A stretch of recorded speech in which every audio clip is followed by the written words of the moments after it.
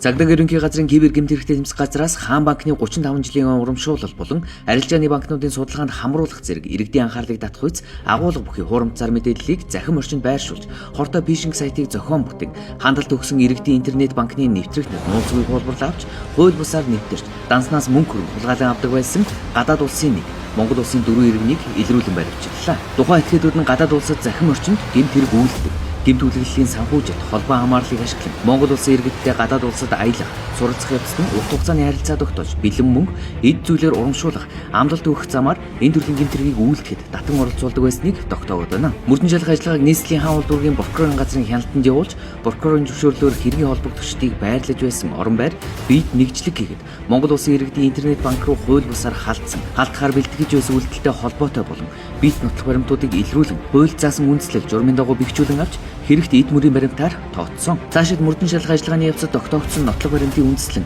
хэргийн холбогдогч нарт Монгол Улсын эрэг хуулийн тусгай ангийн 26-гийн 1-р зүйлийн 2 дахь хэсэг заасан кибер орчинд хууль бусаар халдах 17-гийн 1-р зүйлийн 1 дахь хэсэг заасан хулгайлах гэмт хэрэгт эрүүг эрэг үүсгэн яллагчаар татах саналтайгаар мөрдөн шалгах ажиллагааг явуулж байна. Сүүлийн үед иргэдийн интернет банкны нэвтрэг эрх, нууц зүг, нэг удаагийн баталгаажуулалт код зэрэг мэдээллийг хуурамч веб хуудас, мессеж, захин шуудан болон сошиал хаягаар дамжуулан олж авахыг завдсан фишинг халдлага нэмэгдэж байгаад бол иргэд та бүхэн хувийн мэдээллийн аюулгүй байдлаа хамгаалж, с сэжигтэй холбоосоор нэвтэрч интернет банкны мэдээлэл, нууц зүг, нэг удаагийн баталгаажуулалт кодоо оруулсан бол нэн дээр банктай холбогддог данс картыг түр хугацаагаар хаалгах, нууц зүгээс олж цагдаагийн байгууллагад мэдээлнэ.